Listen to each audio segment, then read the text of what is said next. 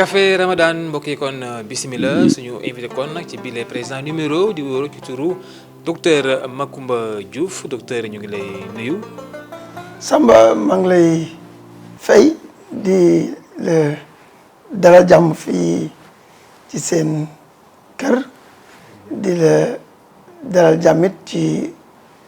weer wu am solo mooy weeru koor di la ci balu ak di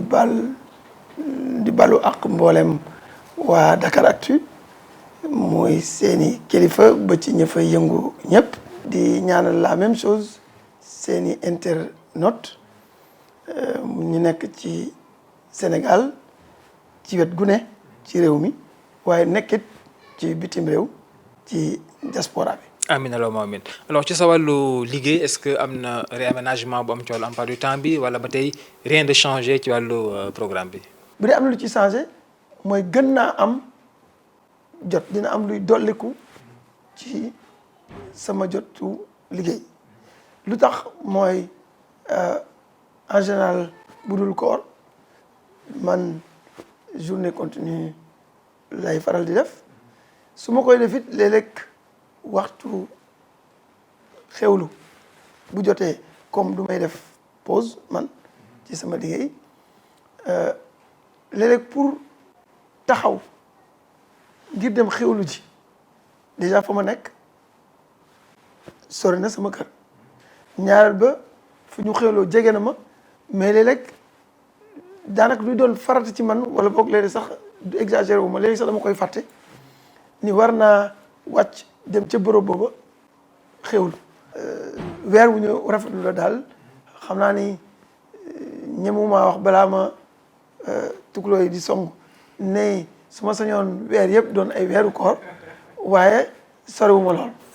d'accord alors ku wax docteur Macoumba Diouf xel dem ci mbirum horticulture alors tey ci mbirum taxaw seetlu est-ce que mën nañu xam te xayma bi maanaam nan la horticulture tëddee ci toll nii jamono yi ñu wax bi ñu waxtaanee nii man a yow ci mbirum horticulture ci Sénégal. secteur buy dox la nga xam ne boo amee financement boo ci dugalee sa xaalis daanaka di nga ci am loo fayee ba pare jaar ci am dara mu yombalit financement yi lu jëm ci maîtrise de l'eau mooy ndox mën a am bari na projet yu koy def ba ci PUDC gis nga li mu def dem na ci goxaan yi ndox mën a am mu ñu béyee kon ci wàllu énergie mu fexe ba yombal yenn yi par exemple gasoil bi ñuy pomper pour béy ne yemul ak gasoil ba dañ koy subventionné moto pompe yi am na gox yoo nga xam ne am na fa te ci prix subventionné lañ koy joxe ci gàttal daal Samba jàppale wax dëgg yàlla ci anam bu mosutoon am avant moom xeetu mbéy moomu di horticulture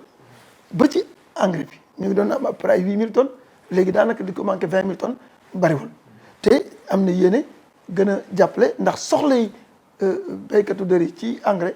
moo ëpp fuuf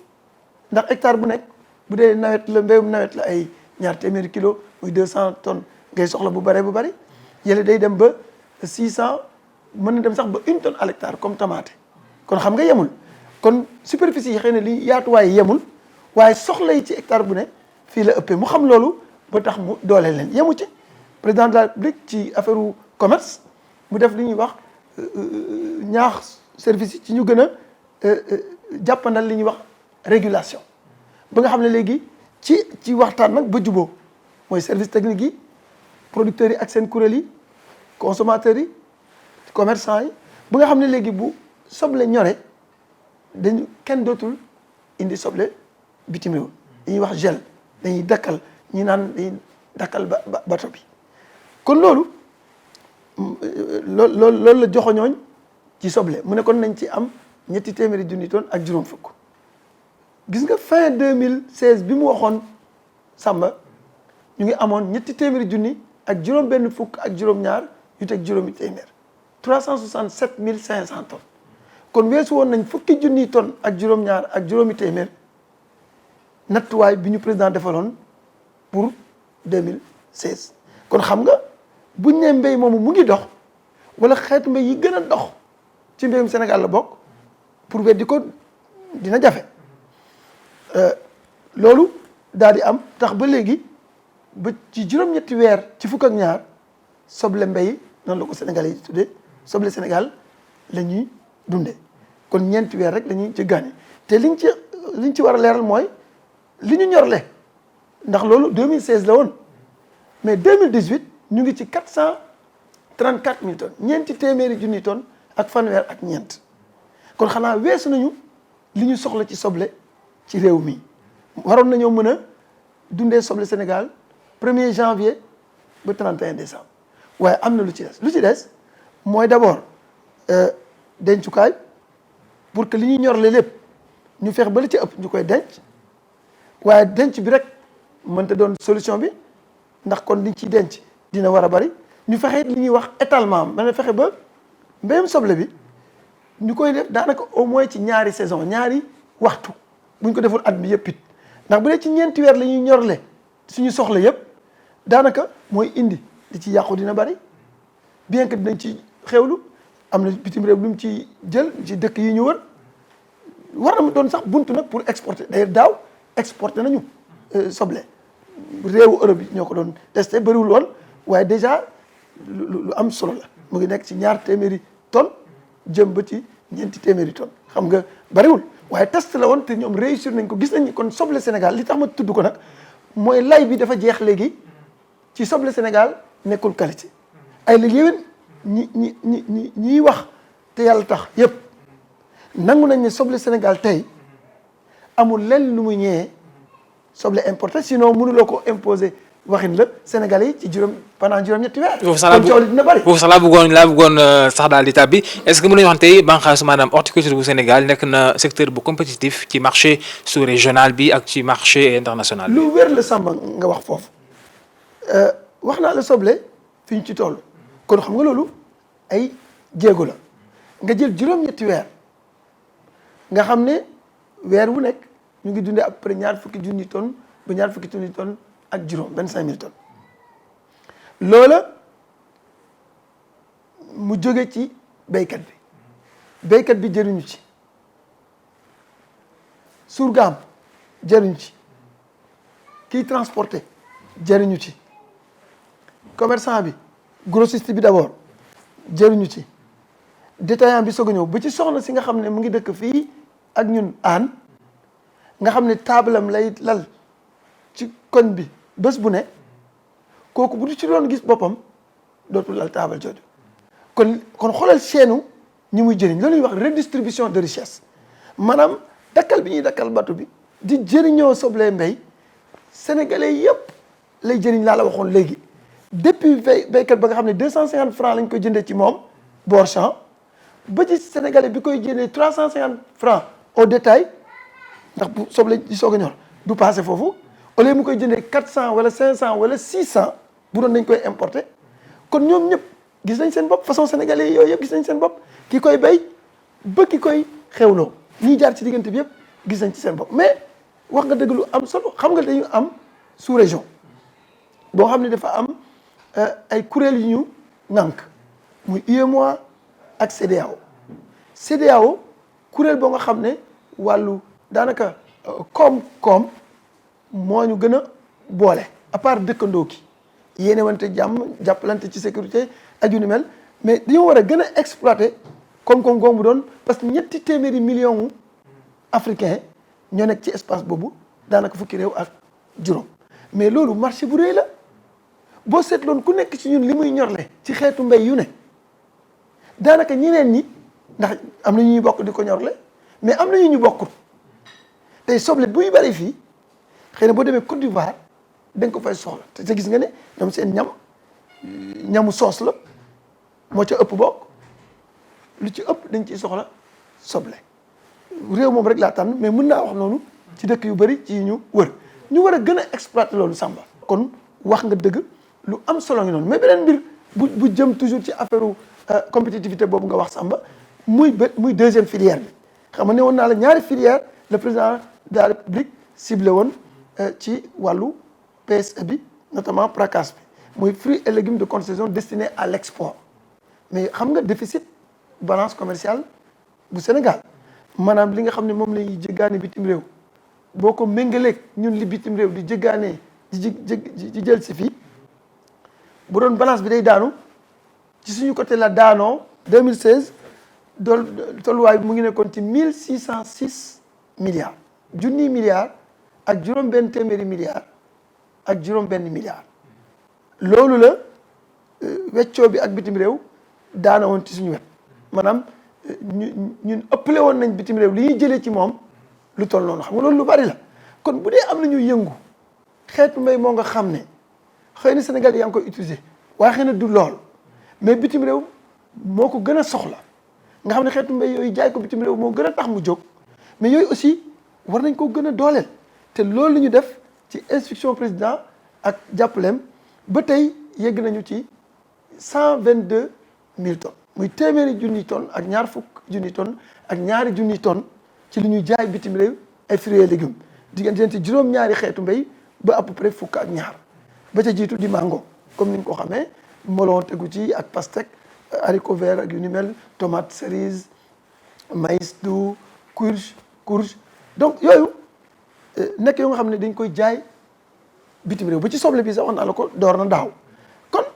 loolu aussi dañ koo dooleel ba ñu ngi jógee ci 56 000 tonnes ñëw ci 122 000 tonnes xam nga loolu kon dina wàññi lot gi suñu gafaga réew doon lot di jël ay milliards di ko yóbbu bitim réew muy dundal béykatu bitim réew di dundal koom-koomu bitim réew loolu aussi Samba nekk lu am solo li ko waral nag mooy qualité bi ma wax léegi ci soble bi moom lañ am aussi ci xeetu mbéy yooyu à part loolu nga xam ne mooy benn ci dooley mbéyum horticulture mooy li ñuy wax productivité xam nga ne xeetu mbéy yu bëri Samba daanaka pour nga am ci tonne hectare bu nekk sax jafe-jafe la en tout cas mbéyu nawet yi pour nga am ci tonne ci benn hectare mais mbéyu horticulture boo boolee xeetu mbéy yi gën a siiw en tout cas yi ñuy def ci réew mi yi ci gën a bari nga seet li ñuy wax moyenne maanaam lu digg doomu ñu ngi nekk diggante ñaar fukki tonnes ak juróom ba fanweeri tonnes hectare bu ne mais loolu am na solo loolu mooy ñaar fukki junni kilo ak juróom jëlal kilo bu nekk ñeent fukk ak juróom ba juróom fukk loolu mooy li gën a néew ci prix yi ndax moo ëpp toujours prix gerte ak prix suuna ak yu ni mel maanaam loolu mooy compétitivité yi mooy productivité bi moo ëpp li nga ciy ñorle moo ëpp njartali moo ëpp waaye yemu ci Samba ndax mën na ko def ñaari yoon ba ñetti yoon ci at mi ndax horticulture dafa am li ñuy wax ay saison maanaam ay diir yi ñu koy def mu am compte saison froide diggante octobre at mu ne ba ci mois de mars wala février bu at ma ca tegu ak mars at mooma ba ci juin juillet at mooma nga xam ne day am ay xeetu mbéyeef yoo xam ne yii ci diir bii la nangu yii ci diir bële am na sax yu ñuy def léegi nawet boo fàttali ko doon na jamono soxna yi dañ doon wax ne légume manqué na seer na ndax nawet bi la xam naa sénégalais yi ñuy déglu ñu ngi fàttaliku loolu waxuma ne amatul waaye wàññiku na loolu de li ko waral mooy dégg dafa am ay variété ay wirgo yu ñu mën a béy nawet waaw mbéy mi nga xam ne mën nga ko béy presque waxtu wu ne en tout cas au moins ñaari yoon at mi au moins li nga ci am hectare ful na daanaka ñaar fukki yoon ak juróom yeneen xeetu mbéy yi njartali ful la daanaka benn yoon wala benn yoon ak genn wàll léeg-léeg mu doon sax ñaari yoon wala mu ëpp ko njarte yeneen xeetu mbéyteef yi mais loolu jarul ma lay wax ni mooy gën a créer aussi emploi maanaam kon ndaw yi ak soxna yi boo ko seetloo ci horticulture lañ gën a bari ndax hectare bi juróom ba juróom benn nit mën nañ cee yëngandoo te bu ñu jaayee ku nekk gis boppam. alors président Macky Sall ñu falaat ko pour second mandat tey jii nii 5 années yi ñu daal di dëgmal nii nan nga war a mën a gisee maanaam politique de développement ci wàllu horticulture yi ñu dëgmal est-ce que am na loo xamante ni tey jii yéen bëgg ngeen ko ñu gën see mën a taxaw ñu gën ko mën a suqali ba vraiment mu gën a mën a contribuer ci koom-koomu réewum Sénégal. suñu gis-gis bu gàtt mooy fexe potentiel bi ñu am ci xeetu mbéy yu bari yoo xam ne mën nañ cee produire lu bari ñu exploiter potentiel boobu. pour que loolu nekk valeur ajoutée ci suñu mbéy nekk bunt pour sos ay xëy yu bari waaye nekk bunt pour que croissance bii nga xam ne suñu réew mu ngi koy am at yi passé yëpp muy croissance bu mucc ayib mu sax di nekk croissance bu forte waaye bu stable maanaam mu bañ a wàcc. kon mbéy ci mamel yi war a mën a tax ba croissance bi sax di jóg ci la bokk waaye rawatina mbéyum dër di horticulture ci le fait que dañ koy jaay bitim réew ak ci le fait que buñ ci ñorlee lu ñu doy dootuñ jëggaani loolu bitim réew kon jeex na ko wax jàngoo mooy béy dunde mooy mbir mi secteur horticole xam nga ay bànqaas yu bëri laa la tuddal bi ñuy door waxtaan wi te bànqaas boo ci jël ci yooyu rek Samba mën nañ cee génnee lu mel ni li ma la wax ne moom lañ jot a génne ci soble si ak fruits et légumes ci exportation nañ ci jël benn rek mu mel ni floriculture xam nga boo ko seetloo fleur xëy na amuñu culture di ko jëfandikoo comme ni ko tubaab yi di jëfandikoo mais fleur tey moo ëpp koom-koom légume ëpp koom-koom fruit boo dee réew mel ni Kenya Éthiopie Tanzanie seen koom-koom ci wàllu mbéy mu ngi wéeru ci fleur yi ngay gis nga xam façon yu bëri dafa am na ñuy wax fleur coupée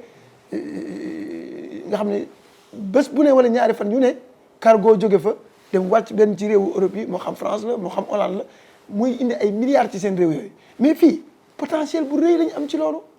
mais il faut que ñu gën a xiir ñu acteurs yooyu am na nag yaa ngi leen di gis ci ay yenn koñ yu ci Ndakaaru mais mën nañu gën a organiser wu dina bàyyi xel loolu mooy potentiel bi nga xam ne moom la horticulture am ci réew mi nga xam ne comme ni ko xale yi di waxee mën nañu see génne voilà donc loolu daal vraiment te mu basé ko ci li nga wax mooy béy dunde mu jëriñ ñu d'abord bien sûr après ñu jël opportunité wu aussi mu jëriñ ñeneen ñi ndax nag ay sénégalais lañu ay africains lañu waaye aussi ay citoyens du monde lañu maanaam waa àdduna lañu te ku nekk xam nga ne fii ak 2050 ñu ngi wax ni àdduna bi bu ko Afrique dundalul dina xiif ndax bu ñu waree nekk ay juróom-ñeenti milliards doomu aadama ñu war a ful ñoo ngi naan 60% maanaam yokk li ñuy ñorle fii ak 2050 bu doon téeméer la ñuy ñorle war nañ ci yokk juróom-benn fukk mais te li ci ëpp Afrique la war a jóge lu ko waral Afrique moo fi dese suuf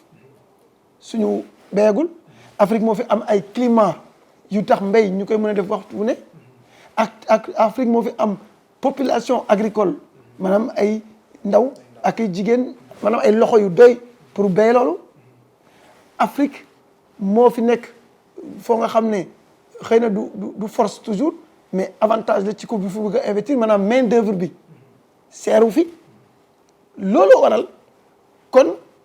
il faut ñun suñu réew heureusement am nañu ay njiit yu am gis-gis bi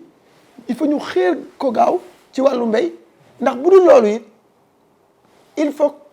ci Afrique la ñu bokk il faut que ñu béy fi ngir dund mais dundal li des ci àdduna bi. am na solo docteur kon ñu bàyyi la rek nga tàggatoo ak internet Dakaractu yi ginnaaw ba ñu la jaajëfalee. jërëjëf Samba kon xanaa tàggatoo yi tàggatoo yu ànd ak nuyoo lay doon waaye la ca jiitu d'abord massaw njabootu soxna Binta Camara moom nga xam ni gédd na àdduna bu yàggul fële ca Tambacounda nekk njaboot ci suñu nawle suñu nattaango suñu xarit muy directeur Malal Camara bu agence de développement local ñu leen koy jaal di leen ko masaw di ko ñaanal yal na yàlla xaare ko ajana yàlla wuutal ay waajuram leneen te may leen xol bu ñu ko muñi maa ngi profiter vraiment pour incliner wu ci ak rendre ko hommage moom mémoire soxna Bint moomu ak mboolem soxna yi nga xam ne boom nañu leen ci anam yi ñu ko boomee wala ñu ngi leen di bundu xataal di leen lottal di ñaan loolu dak waaye maa ngi massaw ñooñu di ñaan yàlla dakkal loolu di lancer appel bi ci mboolem koo xam ne bokk nga ci ñi leen ko doon def pour loolu mun a teggeeku. jërëjëf docteur. Voilà, donc c'est fini Café Ramadan suñu invité nekkoon docteur Macoumba Diouf jaa ngeen jëf ci seen teewlu ba ci beneen numéro ak beneen invité toujours ci Dakaractu.